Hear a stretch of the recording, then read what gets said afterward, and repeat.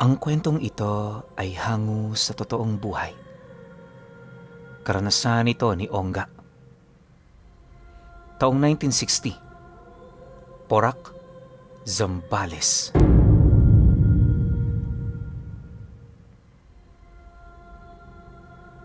Matagal nang naninirahan sa Porac si Ongga at ang kanyang pamilya. Ayon sa kanya, kaya sila lumipat sa lugar na yon ay dahil sa pamanang lupa ng magulang ng nanay niya. Tubong Porac kasi ang mga ito. Kaya nung nagkahatian ng mana, napilitan sila roong manirahan. Kung isipin kasi, mas magiging mainam doon ang kanilang pamumuhay dahil sa hindi na nila kailangan pang mangupahan. Wala na rin sila roong pakikisamahan, hindi kagaya ng sitwasyon nila noon sa karatig bayan ng Zambales. Kung isipin, maganda doon ang trabaho ng tatay niya. Ngunit alang-alang sa kanila, pinili nitong lumipat ng probinsya. Hindi naman nila pinagsisihan ang pag-alis nito sa trabaho, lalo pat pagdating nila sa lupain ng mga magulang ng kanyang ina, may nakahanda ng bahay na kanilang tutuluyan. Punong-puno na rin yon ang kanilang mga pangangailangan, kaya halos ginugol nila doon ang kanilang isang buong linggo sa pagbabakasyon. Ipinasok na rin nila sa paaralan ng kanyang mga kapatid para naman kahit papaano makapag-aral ang mga ito. Si Ongga naman, piniling magtrabaho kasama ang kanyang ama, gawa ng likas na sa kanya ang kawalan ng hilig sa pag-aaral. Tanggap naman yon ng kanyang mga magulang dahil maging ang mga ito man, aminadong mababa lang ang natapos sa paaralan. Ngunit sa kabila nito, di naman sila maituturing na mangmang dahil kahit papaano may kaya naman sila sa buhay.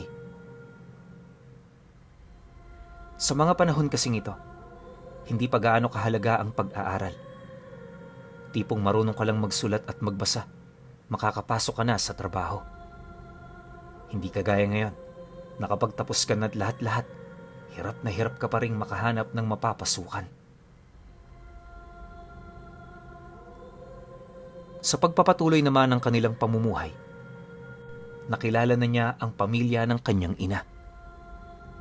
Malaki ang angkang kinabibilangan nito at sa kabuuang lugar ng Porac, hindi maipagkakailang isa sila sa mga taong may kaya sa buhay. Ayon sa kanya, pagsasaka at pagtitinda ng asukal ang pangunahin nila roong kabuhayan. Malaki ang kitaan sa mga ito, kaya pagtungtong ng anihan, talaga namang paldo silang lahat. Upang mapanatili rin nila ang ganoong kalagayan ng kanilang negosyo, lahat sila nagtutulungan. Wala yung bahid ng panloloko at panglalamang, nang sa gayoy maiwasan ang mga pagkakabuklod-buklod. Dahil dito, mas lalo naman silang naging malapit sa bawat isa. Sa totoo lang, noong una inakala talaga ni Ongga na pangkaraniwan lang ang pamilyang yon. Pero habang tumatagal, may napapansin siya roong kakaiba. Yung ama kasi ng lolo niya, parang kakaiba sa lahat ng nasa pamilya. Isipin ninyo, napakatanda na nito, pero hindi mo man lang yun nakikitaan ng panghihina sa katawan. Lubos din yung nare-respeto ng kanilang mga tiyuhin na parang kahit nasa gano'n na itong estado, patuloy pa ring lumalaganap ang kapangyarihan ng pamamahala nito. Dagdag pa niya na, hindi lang yon ang nakapagtataka. Dahil nung tinanong niya ang kanyang ina ukol sa edad ng lolo niyang yon, maging ito man ay walang ideya. Basta, di pa man ito pinapanganak, may edad na ang matanda. Nang marinig naman niya ito, di naman niya maiwasang magtaka. Isipin niyo, nasa edad 70 anyos na ang nanay niyang yon. Ibig sabihin kung may edad na noon ang lolo niya bago pa man ito maipanganak, di sana patay na yon kung pangkaraniwang tao lang to. Sa isip-isip kasi ni Ongga, bibihira na talagang makaabot sa edad na 100. Maabot mo man ito, kung hindi ka baldado sa iyong higaan, paniguradong marami ka ng iniindang sakit. Pero sa panig ng lolo niyang yan, hindi ito uso. Tipong Kahit kulukulubot na ang balat nito, nakakapasan pa rin ito ng isang bungkus ng tubo. Kapag meron din yung libreng oras, nagpapaalam yun sa kanila na mamumundok ito. Hindi rin yun nagpapasama sa mga batang anak nito na siya namang naging palaisipan para sa kanya. Itong taon kasi na to pinuno, nasa edad 18 anyos na itong si Ongga. Nasa tama na ang kanyang pag-iisip, kaya alam niya talaga kung ano ang kakaiba sa ordinaryong ginagawa ng tao. Sa paglipas pa ng mga araw, palihim niyang pinagmasdan ng kanyang lolo. Patago din siya noong nakikinig sa mga usapan na may kaugnayan ukol dito. Noong una wala naman siyang naririnig na kakaiba. Pero habang tumatagal napapansin niyang inihahalin tulad ng mga tsuhin niya ang lolo niya sa nilalang na tinatawag nilang tamban-tamban. Wala siyang kaide-ideya sa nilalang na yon, kaya ang ginawa niya bumalik siya sa bahay nila upang yon ay ipagtanong. Direkta niya itong inilahad sa kanyang ina na siya namang agarang bumakat sa pagmumukha nito ang pagkagulat at matinding pagtataka. Sinubukan nitong umiwas sa kanyang mga tanong pero noong malapit na silang magbangayan, napilitan na rin yung ilahad ang totoo. Pagsilay naman ito sa kanya, mariin naman siya nitong binalaan na huwag ipagsasabi ang mga bagay na kanyang nalalaman.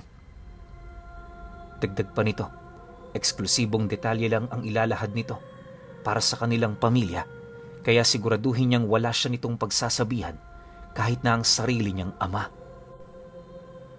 Nang marinig naman yun ni Ongga, agad naman siya roong sumang-ayon. Pagtango naman niya, dali-dali naman siya nitong pinapasok sa silid nito.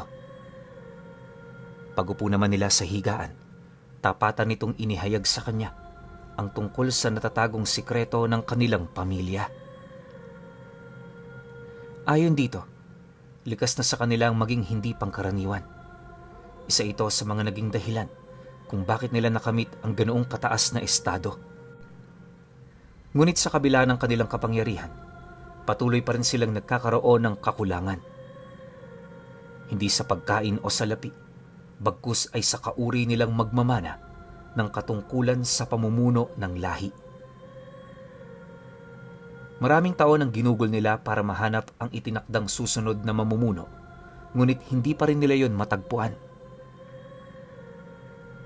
Dahil sa ganoong pangyayari, lahat ng kababaihan sa kanila, sinisigurado nilang marami silang may aanak kapag sila'y napangasawa na.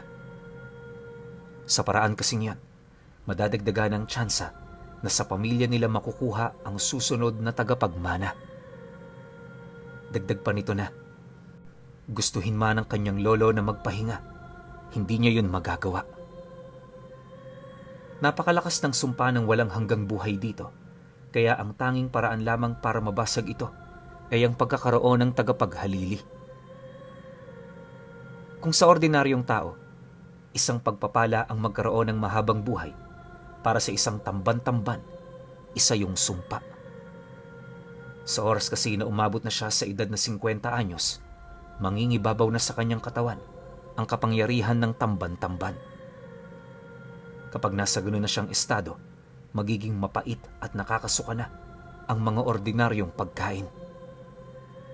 Dahil dito gugutumin siya sa loob ng isang buwan at kahit matinding pasakit na ang kanyang nararanasan, hinding-hindi pa rin siya mamamatay.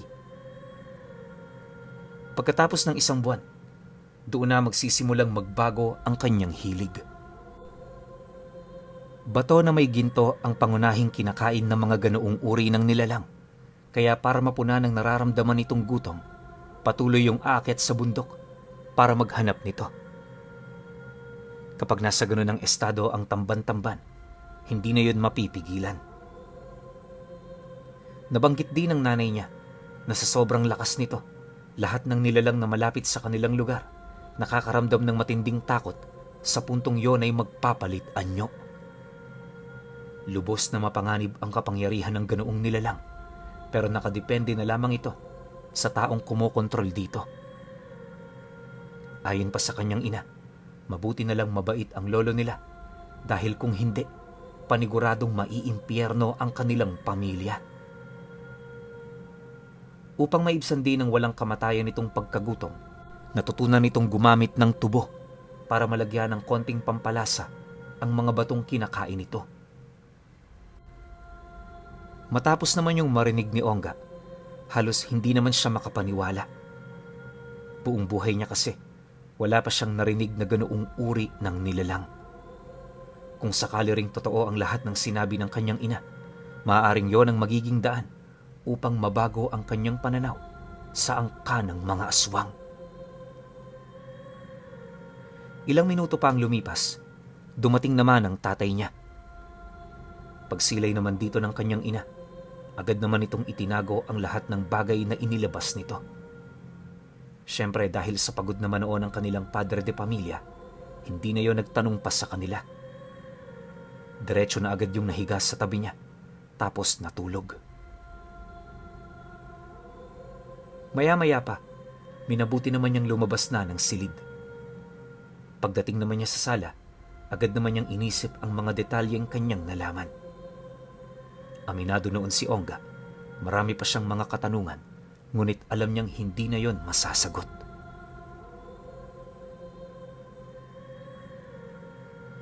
Isang linggo ang lumipas. Nagpatuloy naman ang kanilang pangkaraniwang buhay sa lugar. Kahit papaano, unti-unti na rin niyang nakalimutan ang tungkol sa pagkatao ng kanyang lolo dahil sa dami ng kanilang trabaho. Ipinagpasalamat naman niya ito dahil alam niyang labis na yung nakakaapekto sa kanyang sarili. Ngunit lingid sa kaalaman noon ni Ongga, malapit na palang dumating ang araw na kanyang ikinababahala. Sumapit ang Biyernes ng hapon. Matapos ang kanilang paggapas ng palay, agad naman silang umuwi ng kanyang ama, bitbit ang 2 sako ng ani. Ibibilad pa kasi nila yon kinabukasan, kaya kailangan na nila itong madala sa kanilang tahanan. Pagdating naman nila sa bakuran ng bahay nila, bigla naman sila noong natigilan nang masipat nila ang nakatatandang kapatid ng kanilang ilaw ng tahanan. Kasalukuyan yung nakikipag-usap sa kanyang ina at sa estado nito parang hindi maganda ang dala nitong balita. Nang mapansin naman ng mga ito ang kanilang pagdating, agad naman sila nitong tinawag na parabang sa kanila yon may pakay. Nag-umpisa na ring tumitig sa kanya ang lolo niya, dahilan para mapayuko naman siya. Paglapit naman nila sa mga ito, hindi naman nagdalawang isip ang pinakamatanda niyang tiyuhin na siya ay pansinin. Nagtanong din yon ng iilang katanungan sa kanyang ama, hanggang sa kalaunay nalipat na sa kanya ang paksa. Makalipas pa ang ilang minuto, nang hindi na rin mapigilan ng matanda ang pakay nito, agad naman itong tinawag ang kanyang pangalan habang nagsasabi ng, Ongga, may gagawin ka ba bukas? Magpapasama sana ako sa iyo sa bundok. Nang marinig naman niya ang sinabi nito, bigla namang napatahimik ang lahat. Yung mga tiyuhin niya, halos hindi maiwasang tumingin sa kanya na may halong pagtataka at pagkamangha. Bagaman hindi pa nagsasalita ang mga ito, malakas ang kanyang kutob na kaya yung nagugulat ay dahil sa posibilidad na siya ang hinahanap na tagapaghalili ng matanda. Dahil sa sinabi nito, di naman niya maiwasang tumutol. Maging siya man kasi, aminadong nais din niyang malaman ang ginagawa ng matanda sa bundok. Kung hindi kasi nagkakamali itong si Ongga, doon niya mapapatunayan kung totoo nga bang kumakain yon ng bato. Matapos naman ang kanilang naging pag-uusap, agad naman yung umalis kasama ang mga anak nito. Paglabas nito sa kanilang pamamahay, dali-dali namang lumapit ang kanyang ina sa kanya, bakas sa muka ang matinding pag-aalala.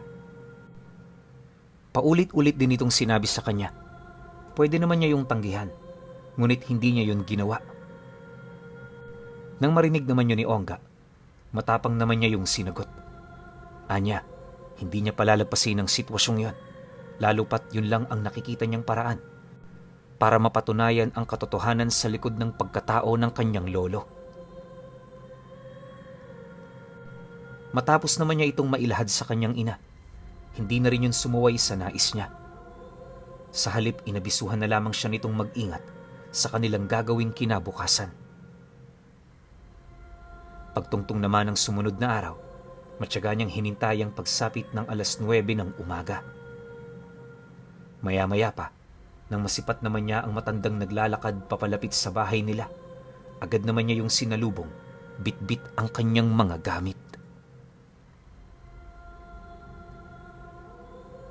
Paglapit naman niya rito, hindi na sila nagsayang pa ng oras para tahakin ang daan patungong bundok. Sa kanilang paglalakad noon, nanatiling tahimik naman ang matandang yon. Nang mapansin naman niya ito, sinubukan naman niya yung tanungin ukol sa dahilan nito. Pero nang marinig naman niya ng kanyang lolo, di naman yun sumagot sa kanyang mga katanungan. Nagpatuloy lang yun sa paglalakad hanggang sa narinig nito ang tanong niya ukol sa buslo nitong dala. Pagsilay naman sa kanya ng matanda, di naman ito maiwasang mapangiti habang sumasagot sa kanya ng, Lagayan niya ng mga pagkain. Kung nakinig ka ng maigi sa iyong ina, alam mo na kung ano ang paglalagyan ko nito. Masyado ka ng maraming tanong, iho. Maglakad na muna tayo. Pagkarinig naman niya sa sinabi nito, minabuti naman niyang sumunod. Sa loob ng 5 oras nilang paglalakad noon, hindi maipagkakaila ni Ongga ang matinding pagod. May mga pagkakataon namang nagpapahinga sila pero hindi yun matagal. Ilang minuto lang kasi ang ibinibigay ng lolo niya bago sila muling umusad patungo sa bundok na pupuntahan nila.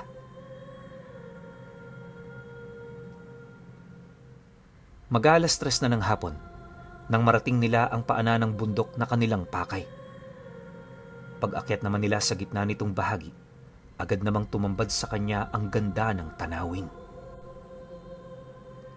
Ayon kay Ongga, masukal ang bundok na yon at medyo matarik. Kahit maraming puno, kinakailangan nilang bantayan ang kanilang dinaraanan dahil anumang oras maaari silang mahulog sa matarik na bangin. Maya-maya pa, nang marating naman nila ang isang maliit na talon sa gitna nitong bahagi, agad naman doong pumanhik ang kanyang lolo. Tumingin-tingin muna yon sa paligid at pagbaling naman ng paningin nito sa lupa kung saan nahuhulog ang malalaking agos ng tubig, dali-dali naman yun doong tumungo para maghukay. Habang binubungkal naman yon ng matanda, mariin naman siya nitong inabisuhan na magmasid sa buong paligid. Dagdag pa nito na, agad niyang ipaalamang kahit na anong nilalang na makikita niya para naman maalarma yon sa mga mangyayari. Nang marinig naman ni Ongga ang sinabi nito, di naman niya maiwasang umatras papalapit sa kinaroroonan ng kanyang lolo. Hindi naglaon. Nang ilang metro na lamang ang kanyang distansya, bahagya naman niyang sinipat ito at doon na nga niya nakita ang mga batong inilalagay nito sa mga buslo. Pansin din niya ang matinding tuwa sa labi ng lolo niya, kaya kahit papaano, hindi niya maipagkakailang totoo nga ang sinabi ng kanyang ina. Ilang minuto pa ang lumipas nang makuha na nito ang mga batong pakay nito. Bahagya naman siyang natigilan nang may masipat siyang grupo ng mga mamumundok di kalayuan sa kanilang kinaroroonan. Pagtitig naman niya sa mga ito, napansin naman niya noong hindi kaaya-aya ang mga mukha nito. Punit-punit na rin ang damit ng mga taong yon, indikasyon na matagal na yun sa lugar. Pagatungal naman ng mga ito, mabilis naman yung sumugod papalapit sa kinaroroonan nila habang nagpapalit ng anyo.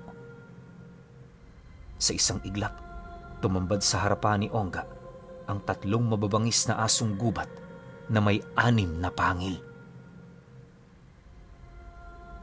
Parang dugo rin ang mga mata nito, at sa kilos ng mga nilalang na yan, gustong-gusto talaga sila nitong paslangin. Bago rin yun makalapit sa kanilang kinaroroonan, naramdaman naman niyang siya ang punterya ng mga nilalang. Dahil dito, agad naman siyang kumaripas ng takbo, ngunit bago pa man siya makalayo sa talon, nahawakan na siya ng lolo niya sa kanyang damit.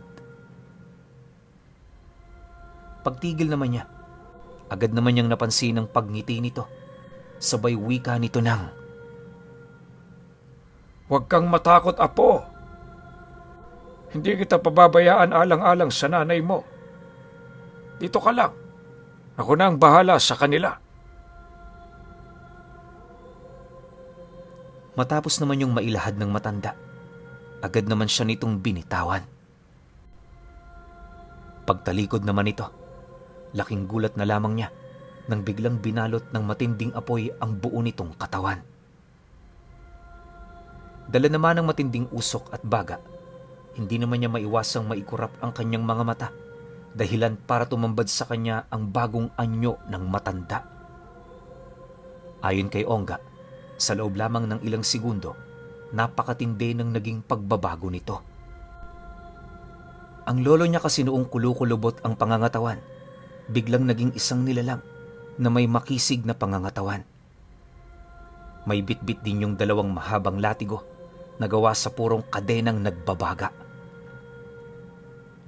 Dagdag pa ni Ongga na tumaas din ng lolo niya, buhat sa mga paa nitong parang sa kabayo. Umusli na rin sa likod nito ang mahaba nitong mga pakpak na gawa sa purong balat. May 2 santelmo din yung umiikot sa ulo, senyalis na hindi yun isang pangkaraniwang nilalang. Paghataw naman ito ng latigo sa 3 malalaking asong gubat, matagumpay naman yung nakailag. Matapos yung gawin ng mga nilalang, nagpatuloy lang yun sa pagtakbo na parabang siya talaga ang pinapakay ng mga ito. Pagsilay naman dito ng kanyang lolo, mabilis naman itong sinuntok ang lupa gamit ang kanyang kamao, dahilan upang magkaroon ng pagyanig ang lupa. Nang mapansin naman yon ng mga asong gubat, mabilis naman yung lumundag papasunggab sa kanya. Ngunit bago pa man siya masakmal ng mga ito, bigla naman yung tumilapon papalayo dahil sa lupang nag-aanyong kamao na umusli sa kanyang harapan. Matapos ang pangyayaring yon, nasipat naman niya ang lolo niya na nakangisi habang nakatingin sa kanya. Pagbaling naman ito ng paningin sa mga nilalang na yan, walang patid naman itong iwinasiwas sa ere ang latigo, dahilan para mapilitang lumayo ang mga nilalang na yon. Nang mapansin naman ni Ongga na ilang metro na ang distansya nito sa kanya, agad naman siyang humanap ng lugar na pwede niyang mapagtaguan. Pagsipat naman niya sa isang usling tipak ng bato, dali-dali naman siya roong nagtago habang pasimpleng sumisilip sa kinaroroonan ng kanyang lolo. Kaya niya ginawa ang bagay na yan upang makita kung natatalo na ba ito o nananalo. Sa isip-isip niya, kapag natatalo na ang matandang yon, hindi siya magdadalawang isip na yon ay iwan. Ang kaso lang, habang tumatagal ang pakikipaglaban nito sa 3, kitang-kita naman niya ang pangingibabaw ng kapangyarihan nito. Maya-maya pa, nang mapuluputan na ng hawak nitong latigo ang isa sa mga aso, walang patid naman yung ibinalibag ng matanda hanggang sa tuluyan na itong maging bato. Tinurog din niya yon ng husto upang maipakita sa mga kasama nito na wala ng paraan pa para yon ay maibalik sa dati nitong estado. Dahil sa ganoong pangyayari, bahagya namang natigilan ng mga asong gubat sa pagsugod sa kanyang lolo. Nang mapansin naman yon ng matanda, agad naman itong ibinaba ang hawak nitong mga latigo kasabay ng pagwika dito ng, "Natuto na ba kayo sa pagkamatay ng kasama ninyo? Alam kong kayo ang tumitiktik sa lugar namin. Ano ang plano ninyo? Balita ko gusto niyong paslangin ang magiging tagapaghalili ko. Ganyan na ba talaga kayo kadesperado? Hindi ba papabor sa inyo kung mawawala na ako?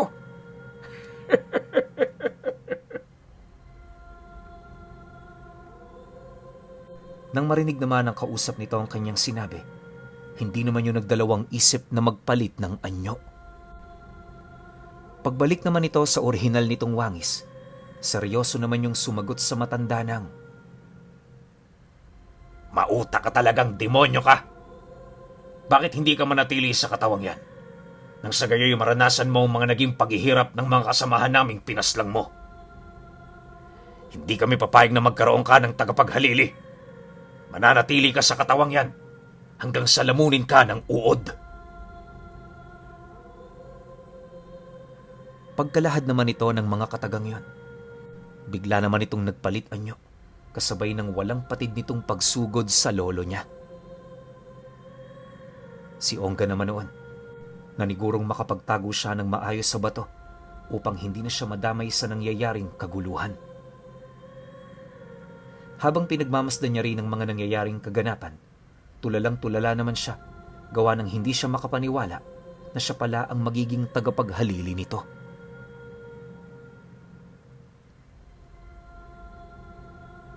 Kalahating oras pa ang dumaan. Kagaya na nangyari sa kasamahan ng mga nilalang na yon, napaslang din sila ng matanda. Pagdurog naman ito ng mga katawan nitong naging bato, dali-dali naman yung bumalik sa kanyang pinagtataguan upang abisuhan siyang bababa na sila ng bundok. Nang marinig naman ni Ongga ang utos ng lolo niya, agad naman siya roong sumunod habang nananatiling walang imik. Pagbalik naman niya sa tahanan nila, agad naman niyang itinanong sa kanyang ina ang tungkol sa tagapaghalili ng lolo niya. Ang buong akala kasi niya, siya talaga ang susunod sa yapak nito. Pero nang marinig naman yon ng nanay niya, inilahad nito sa kanya na hindi yun totoo. Katunayan, dahil sa siya na lang ang nakakaalam ng tungkol sa bagay na yon, siya ang natipuhan ng lolo niya na gawing pain para mapalabas ang mga kalaban nila. Matapos naman yung mailahad ng kanyang ina, agad naman itong kinuha sa duyan ang bunso nilang kapatid. Dahan-dahan itong itinaas ang suot nitong damit, at pagsilay naman ni Ongga sa itaas ng leeg nito, napansin niya ang kakaibang hugis ng tanda ng kapanganakan ng kanyang kapatid. Nang maipakita na yon ang kanyang ina sa kanya, inilahad nito na ang kapatid nilang yon ang hinihintay ng lolo niya. Dahil sa kanyang mga narinig, minarapat na lamang niyang tumahimik. Iniwasan niya ring magtanim ng galit dito dahil ang naging sakripisyo niya noon ay para naman sa kanyang kapatid. Sa paglipas pa ng mga buwan at taon, sa tulong ni Ongga, nawala ang mga nagbabadyang panganib para sa kaligtasan ng bunso niyang kapatid. Nang malinis na rin nila ang mga karatig baryo, doon na nagsimulang bumalik sa dati ang kanilang pamumuhay. Sa sobrang dami ng kanilang ginagawa noon, hindi na nila napansin ang bilis ng pagtakbo ng oras. Isang araw nagulat na lamang siya, isang dekada na pala ang lumipas. Malaki na rin noon ang kanyang kapatid, kaya pagtungtong nito sa tamang edad, pinasahan na yon ng bertud ng kanyang lolo. Wala namang tumutol dito dahil lahat ng ginagawa nito alinsunod sa kanilang tradisyon. Matapos naman yung gawin ng matanda, buwan lang ang lumipas, pumanaw na rin ito. Ang kapatid naman niya, naging mabilis ang paglaki at kalaunay halos naabutan pa nito ang edad niya. Nang makapag-asawa na rin itong si Ongga, pinili niyang umalis sa lugar na yon. Nais niya kasing mamuhay ng normal, kasama ang kanyang pamilya. Ngunit kahit gaano man siya kalayo sa kanila, sadyang hindi niya pa rin malimot-limot ang kanyang kapatid na tagapaghalili ng bertud ng tamban-tamban.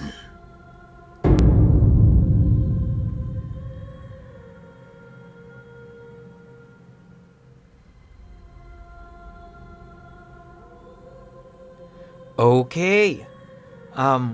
Opinyon ko sa kwento.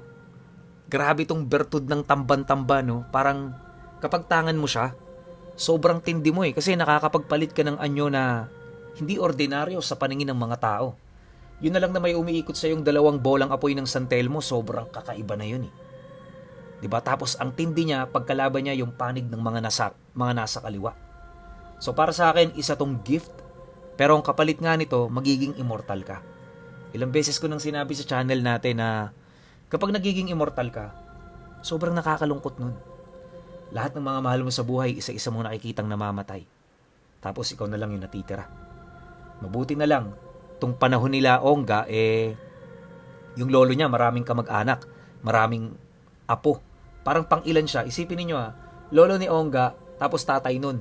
So ano siya, apo sa talampakan, parang ganun yung lumalabas Tapos sobrang lakas pa. Pero alam niyo, pinaka nagbigay ng attention sa akin dito. Ina-expect ko na si Ongga yung magiging tagapaghalili. Kasi karamihan sa mga kwento natin, kung sino yung nagkukwento, siya yun Pero hindi, yung kapatid niya pala. Sobrang tindi nun. Ang galing ng kwento na to. Tsaka ang ganda rin. Di ko lang alam, ngayon ko lang kasi narinig tong tamban-tamban o tamban-tamban, kung ano man, paano man basahin yan. Ngayon ko lang siya narinig. Buong buhay ko, ngayon ko lang nalaman to. Tapos, hindi sila maituturing na aswang Kasi kinakain nila, yun nga, yung bato na may ginto. Sobrang unique nun. Pero sa panahon kaya natin ngayon, umiiral pa kaya to? Kung umiiral man to, ang mahal ng pagkain nito. Magkano na per gramo ng ginto ngayon, di ba? Pero, pera biro. Sasabi ko sa kwento na to, sobrang astig. Sana lang, kung hindi pagdadamot ng kapatid ni Ongga, baka pwede mo ikwento yung mga naging karanasan mo, tsaka yung mga nakalaban mo, tangan ng bertud ng tamban-tamban. Yun lang sana. Pero kayo, kung may opinion kayo sa kwentong ito, comment nyo lang sa baba. Yun lang. Hanggang sa susunod na kwento.